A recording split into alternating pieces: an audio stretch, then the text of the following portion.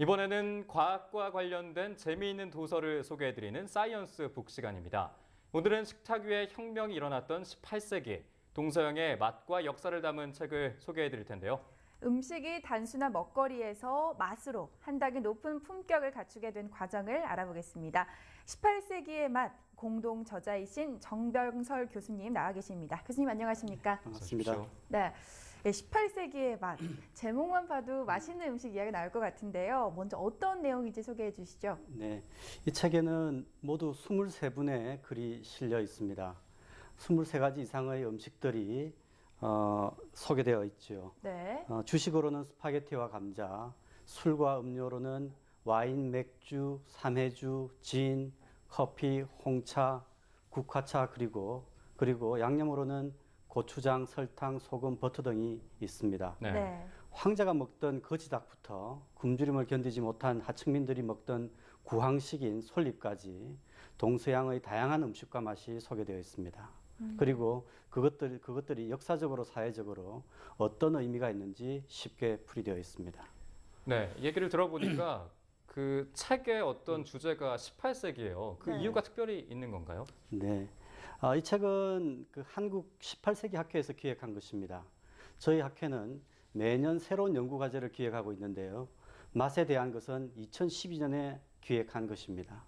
맛을 통해 18세기의 인간과 사회를 더욱 깊이 알고자 했습니다. 그런데 이 주제가 일반의 호평을 얻으면서 인터넷 공간에 연재를 하게 되었고 이를 정리하여 책으로 펴냈습니다. 네. 누구를 알기 위해 그가 무엇을 먹는지 아는 것만큼 중요한 정보는 없습니다. 음식을 통한 인간 이해만큼 깊이 있는 이해가 없다고 할 수 있을 것입니다. 네. 그런 점에서 중요한 주제라고 생각을 합니다. 네. 그렇다면 이 책에 실린 23가지 이야기 중에서 가장 흥미로웠던 것 있다면 어떤 게 있나요? 저는 특히 설탕에 대한 글을 흥미롭게 봤습니다. 사탕수수를 재배 가공하여 설탕을 만드는 과정은 엄청난 토지와 인력이 필요한 일이랍니다. 유럽 사람들이 단맛에 중독이 되자 더 많은 설탕을 요구하게 되었고 이에 따라 토지와 인력을 찾게 되었습니다. 이것이 바로 식민지 지배와 노예 사냥과 연결이 되었지요. 네. 나중에 이것은 큰 사회 문제가 되었는데요. 한 영국인은 일주일간 설탕을 먹지 않으면 한 사람의 생명을 살릴 수 있다고도 했습니다. 그만큼 사탕수수 플랜트에서 많은 노예들이 죽어나갔습니다. 네. 네. 나중에는 설탕 절제 운동이 일어나기도 했는데요. 이 글은 작은 설탕 하나가 인간과 역사에 미친 영향이 얼마나 심대한지 잘 보여주고 있습니다. 네, 지금 얘기해 주신 거는 이제 세계 이야기고 네. 이제 우리나라로 넘어오자면 예. 그 당시에는 이제 조선 시대라고 얘기할 수 있잖아요. 그렇습니다. 그때 왕들이 즐겨 먹던 음식이라든지 혹은 그 시대 유행했던 음식이 특별히 있는 겁니까?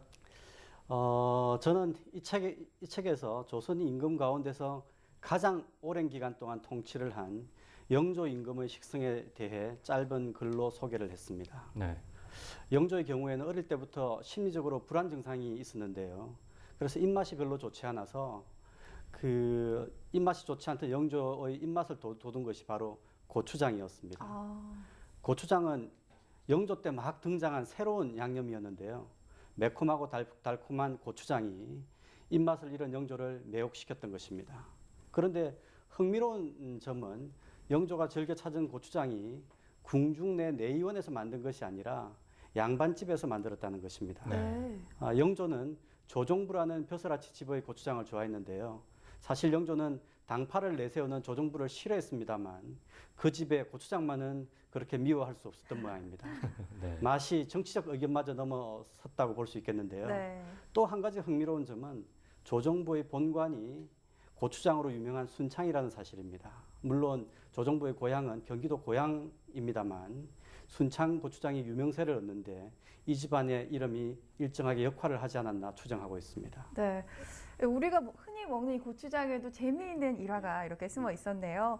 그럼 또 이 책을 보면 18세기 유럽에서 보면 식탁에서 단순히 먹는 것뿐만이 아니라 토론을 하는 형식으로도 하나의 문화로 자리를 잡았던데 어떻게 해서 이런 문화가 생겨난 건가요? 사람들이 자신의 감정과 의견을 교환하는 데 있어서 식탁만큼 중요한 공간이 없다고 생각을 합니다. 한 18세기 프랑스인이 먹는 즐거움과 식탁의 즐거움을 나누어 본 일이 있습니다만 식탁의 즐거움은 먹는 즐거움 이상으로 중요하다고 생각합니다. 네. 음식을 나누는 것 이상으로 인간적 교감이 이루어지는 것이 중요하죠. 특히 차 한 잔을 놓고 오랫동안 책을 읽고 사색하고 토론하는 커피하우스, 카페 등은 근대적 지성이 눈을 뜨게 한 공간이기도 합니다. 오페라 마농 레스코의 원작을 쓴 프랑스 작가 아베 프레보는 영국의 커피하우스를 보고 자유를 위한 의자라고 했습니다. 네. 커피하우스에서 신문을 돌려보고 토론하면서 정치적 자유가 크게 신장되고 있는 것을 목격한 것입니다.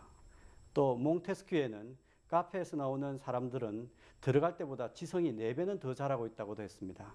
그만큼 카페는 18세기를 계몽의 시대로 만드는데 크게 기여한 것입니다. 네, 이번 책에서는 음식과 맛이라는 주제로 이야기를 좀 해주셨잖아요. 근데 앞으로 18세기가 사실 세계적으로도 아까 말씀하셨듯이 계몽에 대한 이야기거리가 많고 하잖아요. 역사적으로 또 어떤 이야기를 담아주실지 그런 계획이 있으십니까? 네, 올해 저희 학교의 주제는 장인입니다. 명품을 만드는 장인을 말하는 것입니다. 네. 계몽주의를 널리 퍼뜨린 것으로 유명한 디드로의 백과전서는 책 내용뿐만 아니라 그 책의 장정으로도 유명합니다. 이번 봄 저희 학교의 학술대회에서 백화전서의 장정을 맡은 장인에 대해 소개할 것입니다. 또 조선 후기에 담배가 기호품으로 크게 퍼져나갔는데요. 양반과 부자들은 담뱃대로 호사를 부리기 시작했습니다.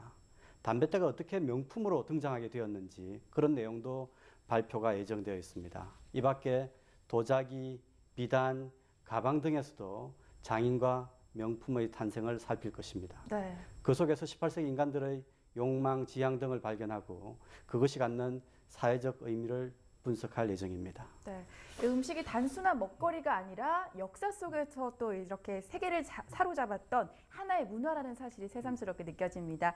지금 이 18세기 맛에 이어서 18세기 장인도 준비하신다고 했는데 이 이야기도 기대해 보겠습니다. 오늘 말씀 고맙습니다. 고맙습니다.